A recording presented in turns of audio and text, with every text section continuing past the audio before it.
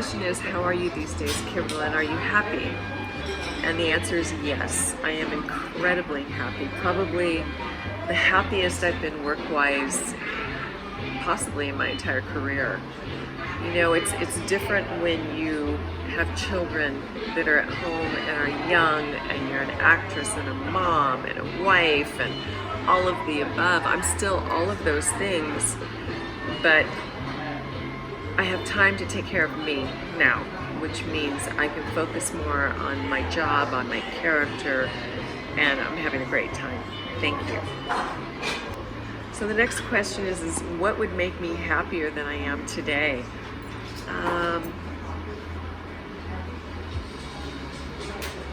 That's a tough one because I am in such a great space right now. I can't imagine anything really making me happier than I am right now. Okay, so this is a comment and a question, I'm guessing. You are a fantastic actress, thank you. A well-accomplished architect, have been a model in the 80s, a golf player that's almost led to professional position in the 90s. I'm a successful small business entrepreneur that has led me to engage in politics a few years ago. Is there anything that you can't do? What are your secret advices for being such an inspiration? You know, I think I've always been a really firm believer that if you do put your mind to something, you can accomplish it. The more people tell themselves that they can't, it'll never happen. And the people that are successful are the ones that have put themselves out there and actually tried and failed. You're going to have a lot of failures before you succeed. It's the people that don't give up after those failures that make it to where I'm at today, quite honestly. So my biggest advice is to never give up. And don't let people tell you you can't. You know, there are people out there that want to drag you down to make themselves feel better oftentimes. Don't let that negative energy sink into what you're trying to accomplish in life. Try to keep everything positive. You know, just think of love and light all day long. Do you have any other dreams or projects that you would like to realize? Maybe, you know, my biography. It's interesting because I have been asked to write a book, and I am thinking about doing that, quite honestly. It's, you know, I'm very humble, so I really didn't think that my life would be that interesting to others, but I guess we'll see what happens when the words get on the page. And then as far as other projects, I've been developing a comedy. It's called Big Dicks Outdoors, and I actually have Jonathan Banks already signed to be in it, as well as Perry Reeves from Entourage. So some nice big names in this project, and it's just a matter of time before we get that up and running. Okay, it's not my first time visiting Paris. How many times have you been in Paris and in France in general during your life? I actually modeled in Paris years ago when I was quite young. I was with Glamour agency here in Paris. So I lived here for a while off of Boulevard Raspail, and spent a lot of time here back in the day. But I don't think as a young person working, I could appreciate it as much as I do now. Now I come and I make time to see the architecture, to see the historical landmarks, to see everything that people come to Paris for. So happy to be back. Spent a lot of time here. My biggest disappointment was never learning the language. When I came to France, everybody wanted to speak English. They wanted to practice their English with me, so they didn't want to speak French to me, and now I wish they had. What do I love most about France? Definitely the architecture. It's something we definitely don't have in the United States, and that's what inspired me to get into architecture.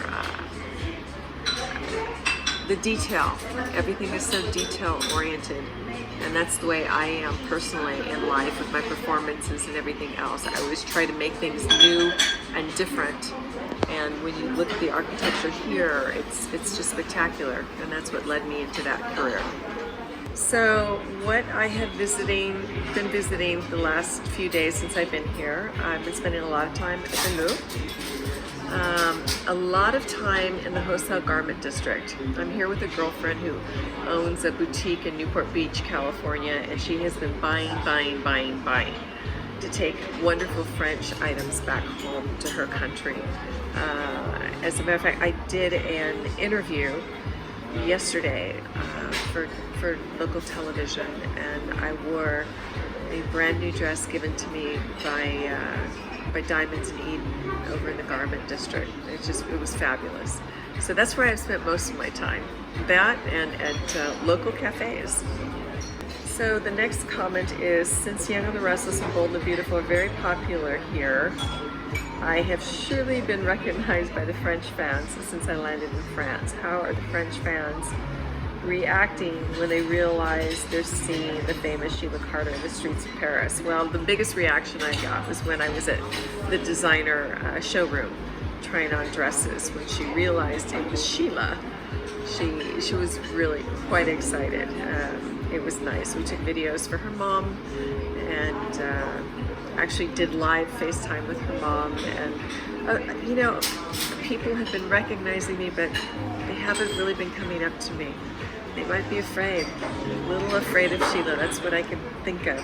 A lot of Belgian fans, a lot of fans from all over the world though. I was having lunch with Philip today, and the table around me were very excited. So it's fun. It's nice. It's something that you're not used to back in the States, that's for sure. During my modeling days, I already said that I lived here in Paris off of Boulevard Raspail, and yes, I actually was on the cover of Marie France 40 years ago. Wow, you had to point that out to me in the notes, didn't you? Interesting story, because a very famous photographer and I was really sick that day, and we just tried to make the best of it, and I was shocked that they used it, quite honestly, but they did. That's one I would love to do again, quite honestly. A before and an after cover of Marie France. So the next comment or comment is, you're probably excited to go to Monte Carlo. Will it be your first time visiting the French Riviera in general? Actually, I used to spend a lot of time in Saint-Tropez when I lived here, so that was fabulous. And then it's not my first time in Monte Carlo, but it's the first time I'm probably going to experience it this way. I was young, I was modeling, and I had a photo shoot very near Monte Carlo, and that's the only time I've been there. So I can't wait to get back there this week. Okay, so they're saying, do I have something to tell the French people in the city that I did live? And that it was wonderful, absolutely amazing. I love the food, I enjoyed the people, and I'm really happy to be back. So, can I say anything in French? Very, very little, I'll tell you that. So, ça va? Oui, ça va. Comment allez-vous? Bonjour, bonsoir, amore. Amore, amore, amore. So one of the most memorable roles before I got into soaps, Eye of the Tiger in 1986, which I played a nurse, Dawn. Okay, so Eye of the Tiger was a film that I did with Gary Busey back in 1986, and it was my first starring role opposite a big actor, and it was an interesting time. It was really very interesting. There were some mishaps on the film that landed me in the hospital for 3 to 4 days, if I remember correctly. And it just, Gary was trying, to come out of a very bad place in his life, and it was just to have it be your first film and to be put into some very extreme circumstances was a learning curve, a very fast learning curve of of what can happen in Hollywood and how to deal with it. It's an experience I will never forget. I'm thankful for it, and I'm happy that everybody is in a great place today. Would I want to go back and do that part, play that role one more time from 1986? Hell no. In 1987, I played a role, Rachel, in Madonna's movie, Who's That Girl? And how long did it take to shoot your scenes is what you're asking, and how was the atmosphere? It was a 3-month shoot because it shot between California and New York. And the most memorable time for me, because I was so young, was when we were in New York and they had a leopard in the scenes and they had to shut down the entire street. And this animal was so perfectly trained. It was just fascinating to watch the animal workers. That was the highlight of my time on that film, quite honestly. Madonna, it was the height of her career, married to Sean Penn. The wrap party was amazing. The wrap party was phenomenal. I mean, I think we had the Goo Goo Dolls playing at the wrap party, and it was a great time. It was a great time to be out there just dancing with Madonna and Sean Penn as a very young woman. And life is about making memories to last a lifetime, and I've got a lot of them. Okay, it says that Sheila Carter is undeniably the role of my life. Does playing such a character, has it taught me something about myself and about life in general? Playing Sheila has definitely been life-altering for me, and it's opened doors that normally may never be opened. Has it taught me anything? It's taught me to be patient, that's for sure. Daytime moves very fast, and I'm always incredibly prepared,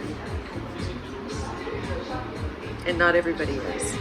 So, the whole show relies on everyone coming together to make it work quickly, all at once, in unison. And has it taught me, Kimberlin, anything being Sheila Carter? No. No, because I would never do those things in the first place. Acting is just that. I'm acting, I'm playing a character. That's not me. It's nothing like me, except for the part where she loves her children. That's me. You think that she was such an iconic character for the LGBT community and other minorities of people due to the fact that they can rely better than anyone else. I think it's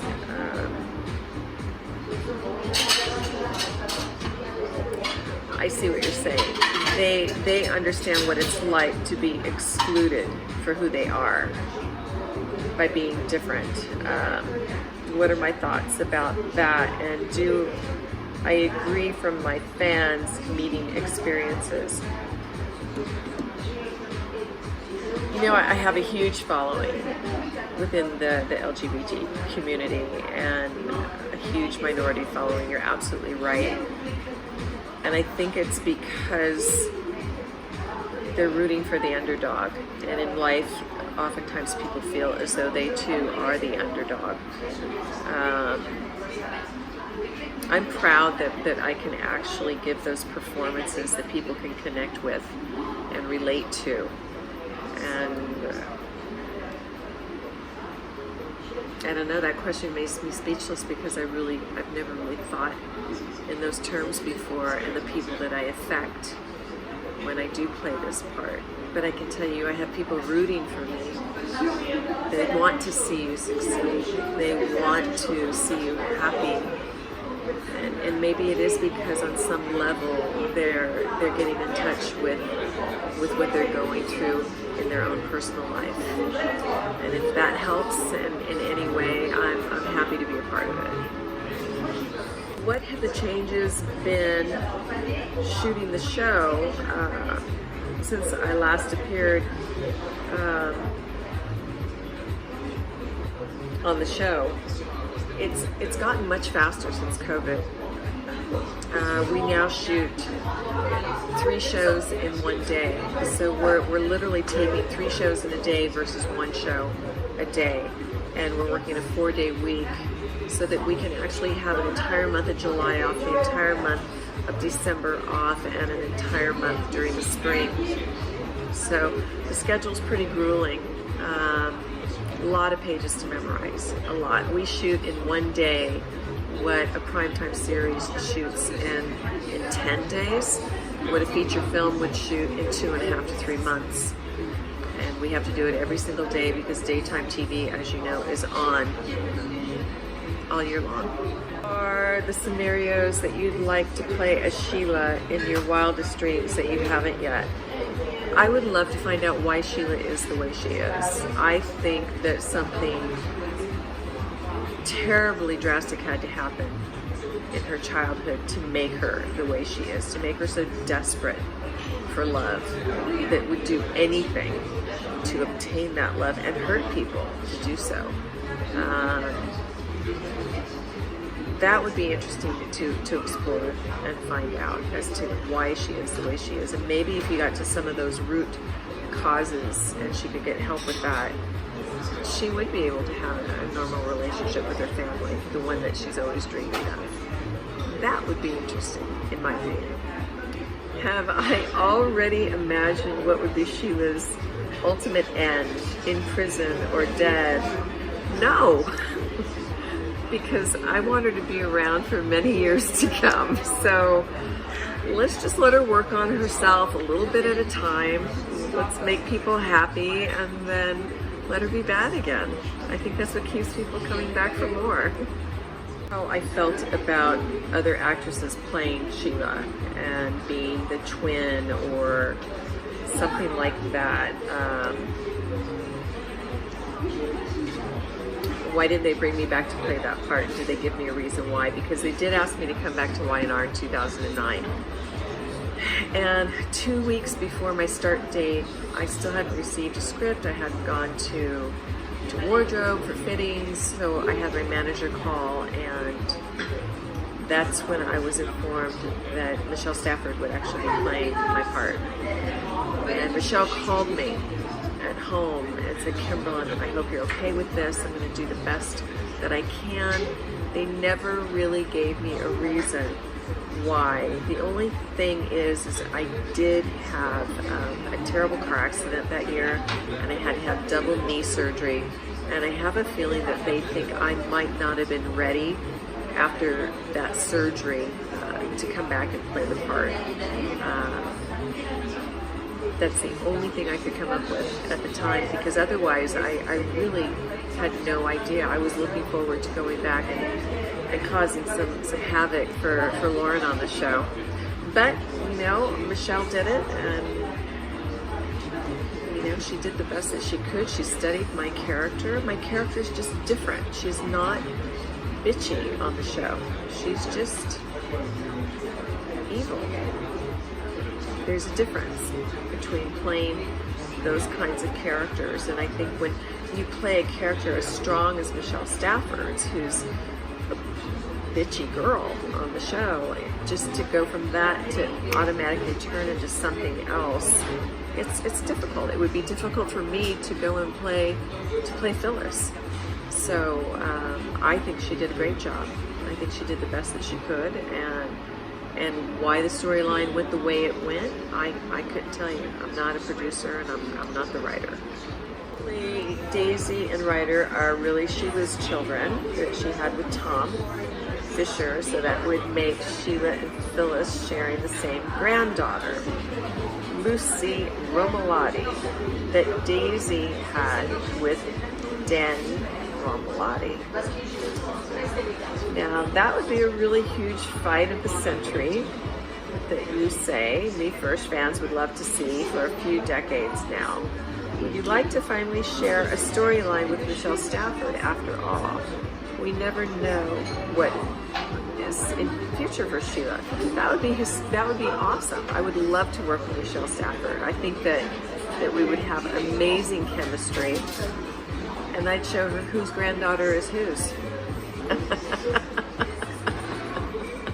Who are the actors from Bold and Beautiful and Young and the Restless that I would like to share a storyline with in my wildest dreams? I would love to work with Eric Braeden. You know, I love working with the powerhouses on the show. And Victor Newman, I don't think he'd know how to control Sheila Carter. That would be interesting. There's so many incredible actors on both shows, it's hard to just name one or two. One I wish I had back on Bold and Beautiful is Susan Flannery. I loved working with Susan, and she's such a powerhouse of an actress. I'd really like to have her back, quite honestly. So the comment is, over the decades, the writers have been inspired by such classic movies for some of Sheila's most memorable moments. Psycho, Misery, and more recently, Halloween, with the fall over the balcony with Mike Myers. Who would I like to see next as the remake? Basic Instinct. Oh, God, you're funny. I need a short skirt for that. You know, anything by Alfred Hitchcock would be good. Anything at all, really. It was so black and white. You know what I mean? To me, watching those old Alfred Hitchcock movies and everything being in black and white, it leaves so much more to the imagination. And that's kind of the way Sheila is. She likes to leave it to your imagination to see where things are going to go. And I think that's why the audience is so sympathetic to her, regardless of the evil that she does. They feel sorry for her and want to see her succeed, and they want to see her do well. So as long as I can keep that real part of the character coming, who knows how many more classics will be showing up very soon. Okay, it says B&B is known for having shot many international locations, yet Sheila never had a single one. Unfortunately, if I could choose one destination over the world to shoot Sheila's first international location, where would it be?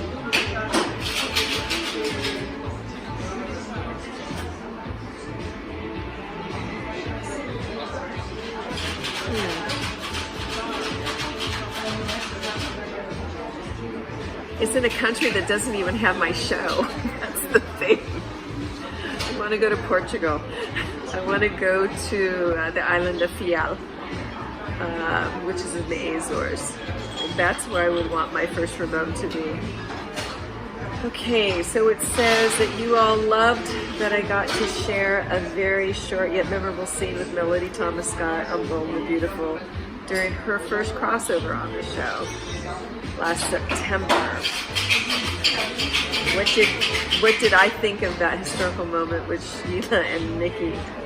Well, it was interesting because I knew it was Nikki, but she didn't know it was Sheila. I mean, being in disguise has its benefits, right? And as a wild, was I a redhead or a blonde in that one? I'm trying to remember. I think redhead. Yeah. So it could have been a fiery moment if she recognized me. She did take a double take, but she was a little too preoccupied with Deacon that day. No Deacon, Nikki. No Deacon for you. Okay, you're asking outside of that scene where I had to cut the birthmark off of a baby to pass it off as my own. Were there any other scenes that were really challenging? And I think it's when I was pregnant with my son. I was 7 months pregnant when we were shooting all the scenes at the Psycho house in Hollywood, where I had to jump off or fall off a rooftop. And I had to fall quite a ways, even though you landed on a mattress, and ran around a lot that night on the rooftop. So that was probably the most physical thing, only because I was pregnant. I mean, we know that Sheila's had many, many, many physical encounters. that's just one that comes to mind that I remember as far as it being a night that I was concerned about, only because of the condition that I was in at the time. John Kanan and I have fantastic chemistry on scene since day one. Thank you. How would I like to see Sheila and Deacon's relationship evolve? And had Sean and I suggested to the producers any moments, and if yes, which ones? Sean and I have known each other for years. We both actually own homes out in Palm Springs area, and we've done, a lot of charity work and gone to events and so on and so forth. And it's the first time I've ever worked with him, but because we have a history as friends, it just made it easy.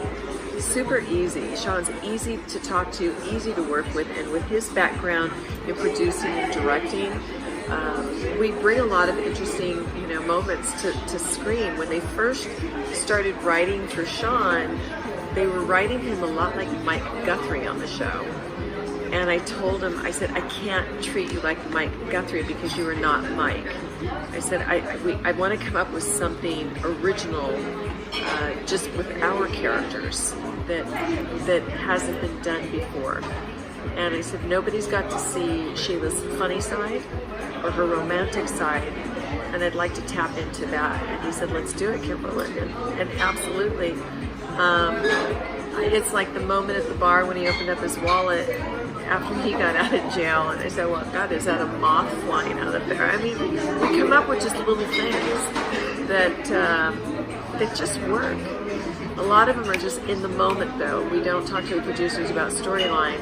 They're just things where we're running lines. Oh, I'm gonna try this. I'm gonna throw it out. And sometimes the booth has to stop us and say, yeah, we can't do that because of practices and certain guidelines that have to be followed for the studios before they can air shows. And surprisingly, a lot of what they have to not allow us to do is because of the show being international.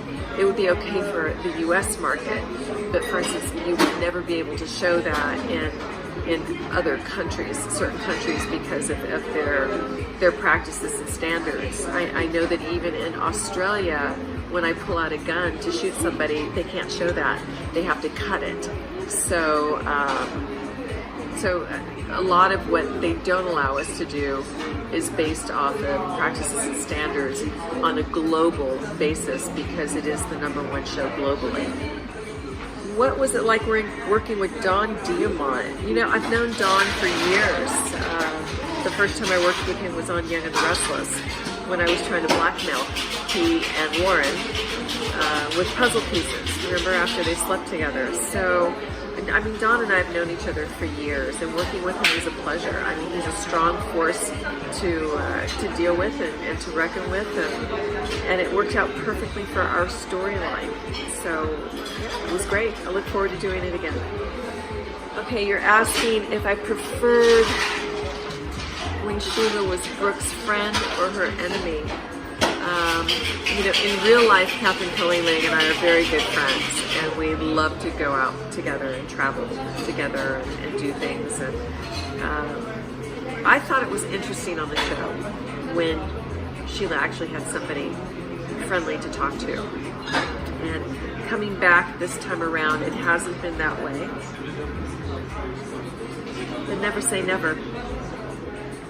Do I have moments of giggles that are hard to contain? Not really. I think maybe twice in 33 years, because we're on such a tight time frame that we really don't have time to mess around. Time is money, and productions cost money. And when you're messing around, it's not looked at favorably. Did they tell me specifically how to play my love scenes? Because we both played it in a certain manner? Is that what you're asking? Okay. No. Did they tell us how to play our love scenes? No, they didn't. Everything is scripted. So there are certain shots where you have to be here at this moment. You have to be there at that moment. But it's up to the actor to make it look as real as you possibly can. I mean, a director's not going to tell you.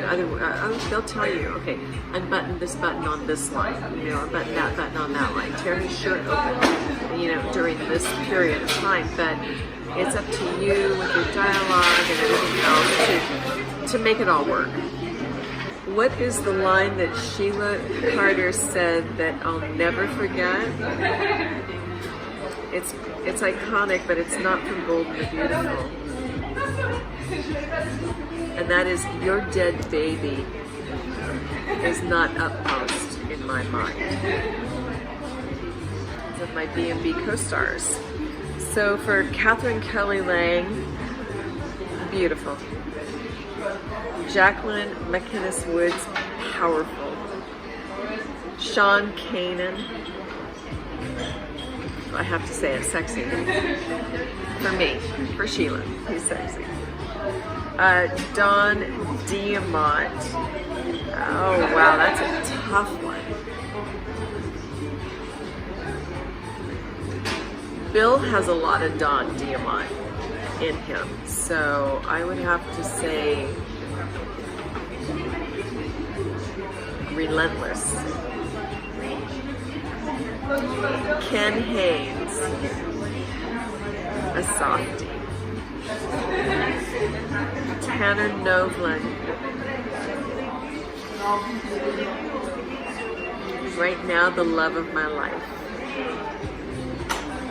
Naomi Matsuda, a pain in my side. John McCook,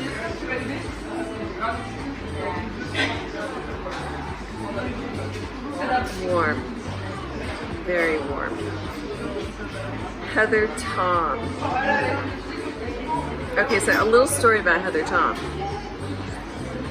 I used to drive Heather Tom to work before she had a license when she was very young. We both lived in Pasadena, and her mom called me one day and said, "Can you carpool?" And I said, "I can just drive her to work." Absolutely. So Heather and I go way, way back, and I would have to say delightful. Ted King.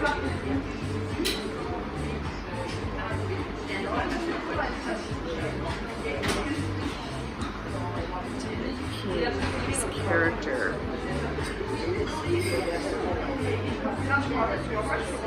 It's a tough one. I'd have to come back to that. Krista Allen. Fun. Torsten K. Funny. Scott Clifton. See, now we're getting into all the pranksters on the show, so how I can't use the same word twice, right? Scott Clifton.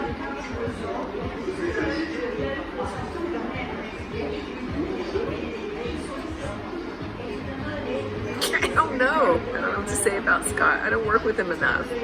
Torsten, I do. Krista, I do. Scott Clifton. Adorable. Annika Noel. Elegant. And my former co-stars. Peter Barton. Adorable. Tracy Bregman. Oh, wow. One word. Tracy Bregman. Strong. Marilyn Alex. Precious. Susan Flannery. Brilliant. And Adrienne France.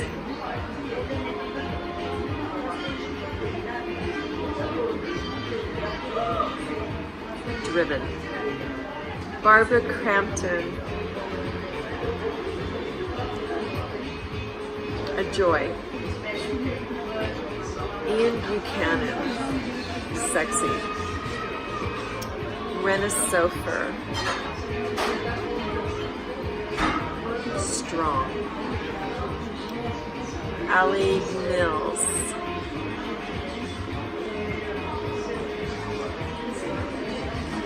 Wow, what is a good word for Allie?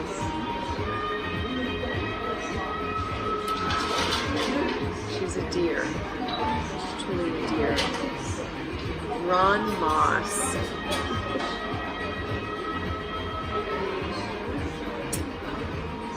Grand. Hunter Tylo. Stunning. Courtney Draper.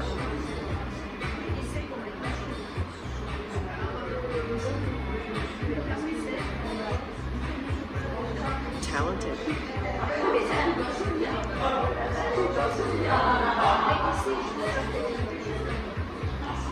Joe Mascalo.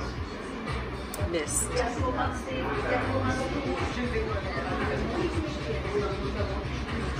Robin Madsen. Hysterical. Judith Chapman. A love. And Christian LeBlanc. Masterful.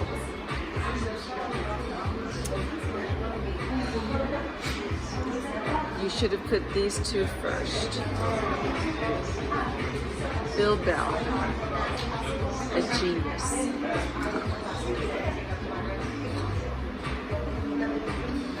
Brad Bell.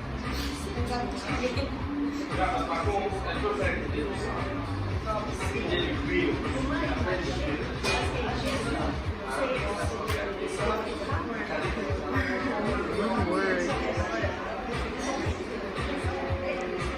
He's really falling into his father's footsteps. So I'll have to say Genius Junior.